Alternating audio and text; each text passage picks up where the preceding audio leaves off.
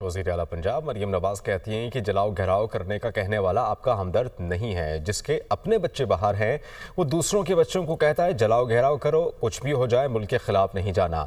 जिन्होंने बहकावे में आकर आग लगाई वो जेलों में सड़ रहे हैं। अगर उन्होंने अच्छा काम किया है तो माफ़ी मांग कर बाहर क्यों आए। यूनिवर्सिटी ऑफ सरगोधा में तकरीब से खिताब करते हुए उन्होंने ये भी कहा कि हसन नियाज़ी ने फ़ौजी वर्दी की तज़हीक की, दुनिया में तमाशा बना। ये वही वर्दी है जिसे पहनकर लोग हमारी हिफाजत के लिए जाने कुर्बान करते हैं। हसन नियाज़ी को 10 साल कैद हुई, वालिदैन से पूछें उन पर क्या गुजर रही है। हसन नियाज़ी 10 साल बाद रिहा होगा तो दुनिया तब्दील हो चुकी होगी। नौजवान किसी के इक़्तिदार की हवस का ईंधन ना बने। आज जो आप भुगत रहे हैं ये मकाफ़ात अमल है। तहज़ीब के दायरे में रहकर सियासी मुखालफत हो सकती है।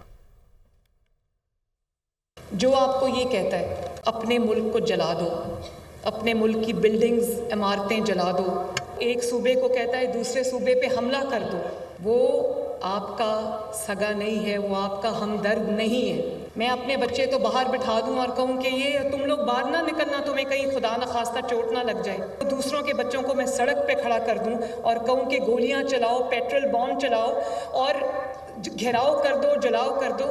जो बच्चे मुल्क में किसी के बहकावे में आ गए, उन्होंने आग लगा दी, उन्होंने गोलियां चला दी, आज वो बच्चे जेलों में पड़े सड़ रहे हैं। उन बच्चों ने अब माफ़ी मांगी है। अगर इतना अच्छा काम किया था तो माफ़ी मांगने की ज़रूरत क्यों पेश आई।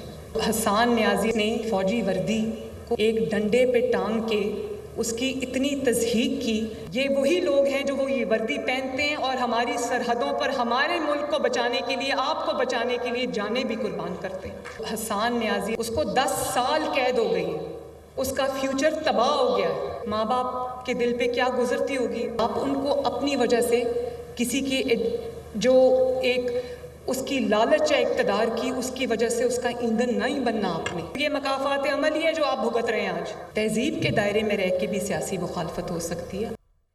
एबटाबाद में तलकंडी के मकाम पर वैन खाई में जा गिरी। एबटाबाद से खबर है ट्रैफिक हादसे में 3 अफराद जाँ बहक हुए हैं, 3 शदीद ज़ख्मी हैं। रेस्क्यू हादसे में जाँ बहक होने वालों में मियाँ बीवी और बहन शामिल हैं। रेस्क्यू की जानिब से ये बताया गया है।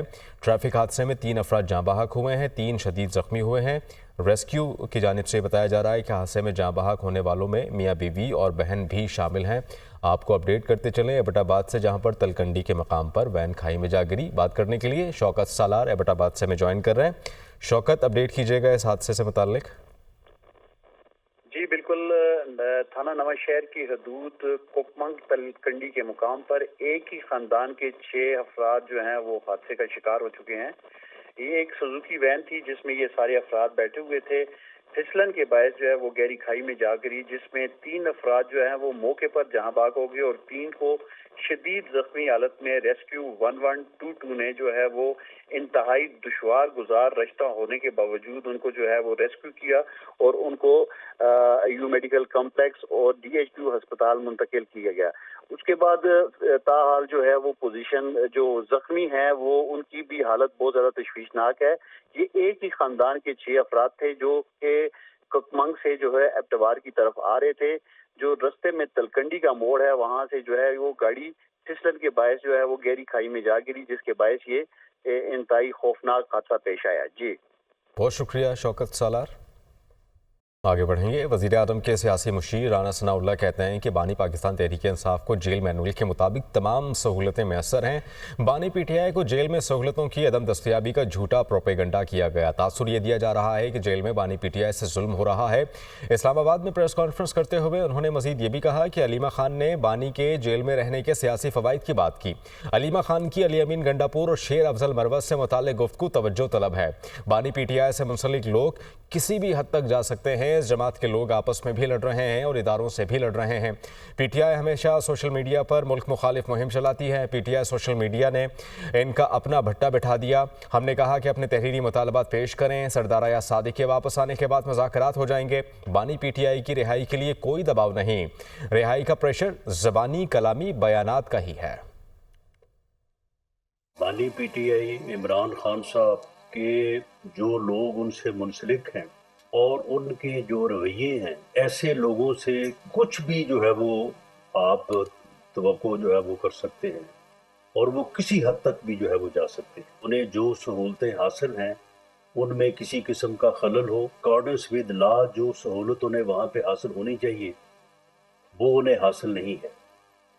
تو اس ویڈیو اور اس میں کی جانے والی گفتگو سے یہ بھی ظاہر ہوتا ہے کہ یہ پراپیگنڈا بھی جو ہے یہ جان بوجھ کے کیا جاتا رہا ہے۔ نلیمہ خان صاحبہ نے ایک دفعہ یہ بات بھی کی تھی کہ جی انہیں وہاں پہ زہر دینے کی جو ہے وہ بات ہو رہی ہے۔ علی امین گنڈا پور صاحب اور اس کے بعد شیر افضل مروت صاحب کے متعلق جو ذکر ہے، یہ ساری چیزیں جو ہیں یہ غور طلب اس لیے ہیں کہ یہ ان فائٹ ان لوگوں میں ہے جو اس وقت پی ٹی آئی کے کرتا دھرتا ہیں۔ ان کی رہائی کے پریشر سے متعلق بات ہے تو پریشر تو صرف ان کے زبانی کلامی بیانات کا ہی ہے۔ Chairman P T I barrister Gohar Khan کہتے ہیں کہ بانی پی ٹی آئی نے مذاکرات جاری رکھنے کی ہدایت کر دی۔ بانی پی ٹی آئی نے مطالبات تحریری طور پر حکومتی کمیٹی کو دینے کی اجازت دی ہے۔ بانی پی ٹی آئی نے یہ کہا ہے کہ مذاکرات کے لیے تیسری نشست ضرور ہونی چاہیے۔ ڈیل کا تاثر بانی پی ٹی آئی پہلے ہی زائل کر چکے۔ آج خان صاحب نے کہا ہے کہ جو ہمارے مطالبات ہیں وہ بے شک آپ ان رائٹنگ دے دیں، تو ایک تو پاکستان تحریک انصاف مذاکرات کے ٹیبل پہ وہ جو مطالبات ہیں ہمارے وہ ہم ان رائٹنگ دے دیں گے، اور اس مرتبہ خان صاحب نے یہ بھی کنسیشن کی ہے کہ ملاقات کمیٹی کی نہیں بھی ہوتی تو ایک میٹنگ ہم کر لیتے ہیں، لیکن اگر آئندہ نہیں ہوتا تو پھر دوبارہ دیکھیں۔ جہاں تک ڈیل کا تعلق ہے تو اس کا تاثر خان صاحب بھی ظاہر کر چکے، ہم بھی کہہ چکے اور سب ڈینائی کر رہے ہیں کہ یہ کسی ڈیل کے لیے نہیں ہے۔ ہم چاہ رہے ہیں کہ ملک اور قوم کے لیے ہمیں بیٹھے ایک لمیٹڈ پرپس کے لیے کہ آپ کمیشن بنا لیں اور آپ جو رہائی ہے یہ ہونی چاہیے۔ تحریک انصاف کے رہنما اسد قیصر نے کہا ہے کہ عوام کو کوئی امید ہے تو صرف عدالتوں سے ہے۔ اگر سپریم کورٹ آواز نہیں سنے گی تو لوگ کہاں جائیں گے؟ سویلین کا ملٹری ٹرائل نہیں ہو سکتا، یہ اختیارات کا ناجائز استعمال ہے۔ پاکستان میں اس وقت کوئی بھی آئین نہیں، ہم مذاکرات میں سنجیدگی سے بیٹھے، اگر حکومت سنجیدہ ہے تو آگے بڑھے۔ ہم پاکستان کی خاطر سب کچھ کر رہے ہیں، ملک اور لوگوں کے لیے سوچیں، سب کچھ سنجیدگی کے ساتھ بیٹھنا چاہیے۔ وہ اسلام آباد میں میڈیا ٹاک کر رہے تھے۔ اس وقت ایک عوام کے لیے اگر کوئی دروازہ ہے، کوئی توقع ہے، کوئی امید ہے تو وہ کورٹس ہے۔ اگر آپ عدالتیں ان کی دروازے بھی انصاف کے دروازے بند کرے تو عوام کدھر جائیں گے؟ کہ ملٹری ٹرائل کسی بھی صورت میں سویلین کے نہیں ہو سکتی۔ پاکستان میں کوئی آئین اور قانون نہیں ہے۔ یہ اسمبلی اس وقت جو ہے نا ایک ربڑ اسٹمپ کی اسمبلی بن چکی ہے۔